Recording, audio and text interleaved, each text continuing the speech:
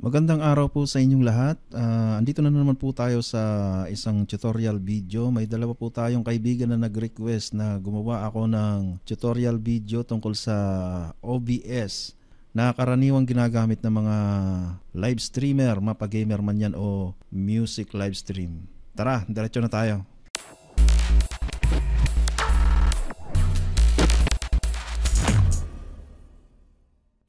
Okay, ang una ay syempre i-download muna natin ang OBS. Yan. Bukas tayo ng browser and then punta tayo sa Google at search ang OBS.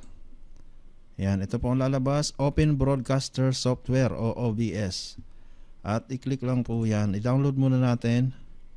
Yan, for Windows syempre. Click natin tong Windows. Okay, save. Yan, nagda-download siya. Hintayin natin ma-download.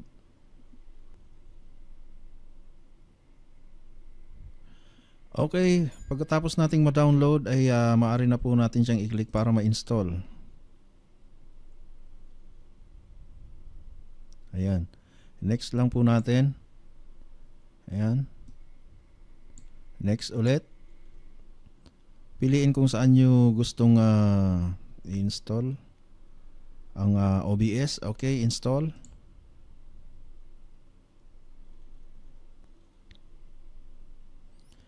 Okay, installed na po ang ating OBS. At kung makikita nyo po dito sa baba, pwede nating i-right click para maipin natin siya sa ating taskbar. Okay, permanent na po siya dyan. And then finish. At lilitaw na lang po yun bigla ang OBS. Ayan po siya. Yan, usage information. Okay. Siyempre pipili kayo dyan kung para saan yung purpose kung bakit kayo gumagamit ng OBS. Ayan o. Ay, next lang natin yan. Okay. Ayan, next lang natin. Okay. Siyempre YouTube. Pili natin yung YouTube. Okay, andito po tayo sa display na to. Kung makikita nyo, may dalawang option po siya. Sa baba, ayan po, connect account, recommended. Tapos dito sa baba, use stream key. Kung kayo po ay nagla-live ng multiple platform, recommended ko po na i-click nyo to itong use stream key. Pero kung kayo po ay nagla-live sa isang platform lang, katulad ng YouTube, ay ito po ang i-click nyo. So, para sa video na ito, click natin ang connect account. Okay. Sign in natin syempre yung ating YouTube account. Okay. Okay, continue lang. At done. Okay, labas na po tayo dito sa window na to. At tanggalin na rin po natin to. Tanggalin na rin po natin to. Okay, andito na po tayo sa OBS. Stream information. Ayan, i-next mo lang yan. At kung makikita nyo, meron siyang performance bandwidth test. This may take a few minutes. Hintayin lang po matapos yan. Tapos na siya. Ito na ang lalabas ngayon. The program has determined that these estimated settings are ideal for you. Ayan po siya. Okay, apply lang po natin yan. Apply settings. YouTube chat. Once a broadcast has been created, your live chat will appear. Here, private broadcasts are not supported. Okay. Tanggalin na po natin yon. You just close a dockable window. Okay. Okay mo lang yan. Now, full screen natin. Andito na po tayo sa OBS. Kung nakikita nyo, blankong-blanko po yan. Bagong download. No? So, ang una po natin gagawin, maglalagay tayo ng scene. Kung nakikita nyo, ito, scenes. Lagay tayo ng scene. Okay. Pangalanan natin ng, say for example, live stream. Okay. Live stream. Yan. Okay natin. Yun na po siya. Tanggalin natin yung isa. Tanggalin natin tong isa. Yan. So, meron na tayong scene. Ang pangalan ay live stream. At dito naman po ang susunod sa sources. Mag-add po tayo ng sources dyan. Ito po napaka-importante dito, itong sources na to. Kasi dito ka mag-navigate ng mga ng mga function, let's say for example background photo, background video, or yung pinaka-share screen niya. Okay, so mag-add tayo ng source. Okay, click natin ng plus sign button dito sa baba, and then makikita nyo ang daming options. Kung ang nais nyo pong ilagay ay yung background photo, background picture, dito po kayo sa images. Yan po i-click nyo. Pero sa ngayon po maglalagay tayo ng background video. At ito po ang ating i-click pag maglalagay kayo ng background video. Nakikita nyo naman po sa logo, play button yan. Yun naman po ay image. Okay, so dito tayo sa video, sa media source. Click natin yan. Okay natin. At siguraduhin po na naka-check ang loop. Yan, para pag tapos ng video ay mag-i-start ulit siya. Yan, maglo-loop lang siya. Okay? At i-click natin ang browse. Siyempre hahanap na tayo kung anong video ang nais nating ilagay doon sa video background natin. Punta tayo sa folder kung saan naroon ang ang mga video na nais nating ilagay. Okay? So ilalagay ko itong aking yung aking OBS scene na yan. Tapos i-okay ko po yan. Click OK. Boom, andun na po siya. Nagpe-play na po siya automatic. So pwede natin siyang i-crop o palakihin para mawala yung itim na yon. Okay, drag nyo lang po siya pataas. Yan, drag ganyan. Kailangan po mawala yun eh. Okay. Ayan. Yan, okay na siguro yan. Okay na. So ang gagawin natin ay pupunta tayo ngayon dito sa studio mode. Pag click natin ang studio mode, yan, dalawa na po siya. So ipapaliwanag ko po sa inyo kung ano itong isang nasa left at kung ano itong isa na nasa right. So ang nasa right po, kumbaga yan na po yung pinaka-screen na makikita ng mga viewers nyo. So dito naman po sa left, ito naman po ang preview lang po ito. Okay? So mag-add pa tayo ng source. Say for example, gusto kong mag-add ng image. So click ulit natin itong plus sign button dito sa baba at mag-add ng image. So ito po yung i-click natin. Image. Okay, huwag nating i-rename yan. Click OK at browse. So mapupunta po tayo dito sa File Explorer. So hanapin kung saan nakasave ang folder ng inyong mga image na nais nyong ilagay. So in my case, nasa picture. Ito, stream thumbnails. So kuha tayo ng example dyan. Okay, hanap po tayo ng image. So ang ilalagay po natin ay ang image. So ilalagay po natin to. Open, click open. Okay. So andito na siya, i-okay mo lang to dito. At makikita nyo, ito na po yung image. Kung bakit nasa kanto lang yan, ay kasi maliit po yung ng image. Maliit po yung, kumbaga, yung resolution. Na yung original resolution niya ay maliit lang.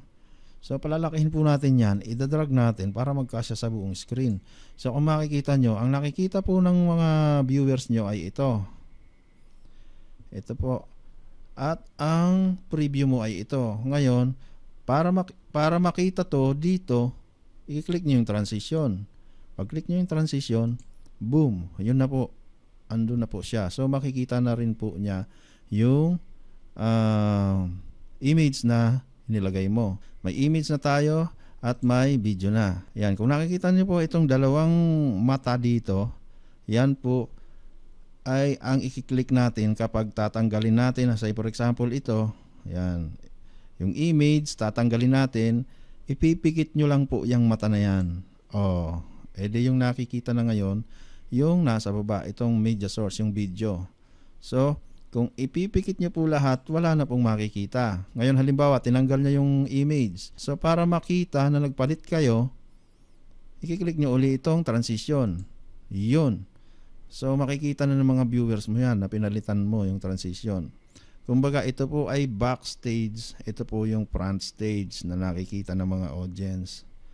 Okay? So, ang susunod nating gagawin, maglalagay tayo ng source kung saan makikita mismo kayo. So, ano ba yon? Yun po ay ang camera nyo. Ilalagay po natin ang camera. So, pupunta na naman po tayo dito sa plus sign. Click natin. At syempre, hahanapin natin ngayon yung tinatawag na video capture device. I-click natin po yan. Okay, pwede natin i-rename yan ng camera. Cam. Ganyan. Okay. At kung nakikita nyo, ang selected po na camera device ay yung aking HP Wide Vision HD camera, which is yun po yung built-in camera ng aking laptop o computer. So papalitan ko po yan kasi ang ginagamit ko po talaga na camera ay itong C922 Pro Stream Webcam, which is yung Logitech po. Okay, select natin yan. Boom. Ayan, nakikita nyo na po ako. At okay lang po natin yan. Yan. Ngayon, pwede nyo sa i-drag kung saan nyo nais na ilagay yung camera nyo.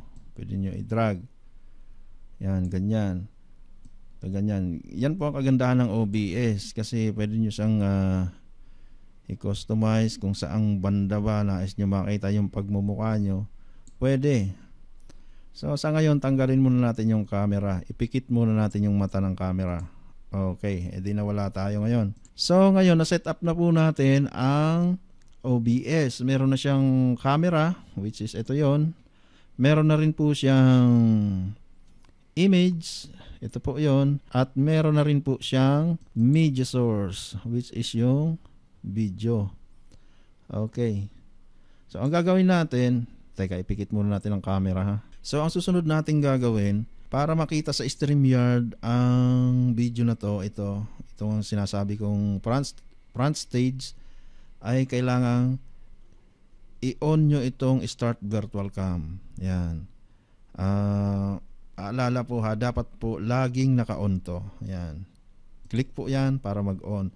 So, kapag tinatanggal nyo yung StreamYard or bagong bukas yung computer nyo at nagbukas kayo ng OBS, ito po ay naka-off. Yan, ganyan lagi yan. Kaya kailangan nyo pa rin siyang i-click para ma-on yan. So ngayon, okay na siya. So punta tayo sa StreamYard. Ngayon, para ma-check natin kung makikita sa StreamYard, pupunta muna tayo sa past live. Yung mga live na ended na. Punta tayo dito sa 3 dots at enter studio. Yan. Ito po ay sample lamang ha, kasi hindi po tayo magla-live ngayon. Kaya papasok tayo ngayon sa ended na live. So nandito tayo, enter studio. Oh, kita nyo? Yan, pupunta tayo diyan. Oh, 'di ba nakikita na? Yan po yung nasa OBS.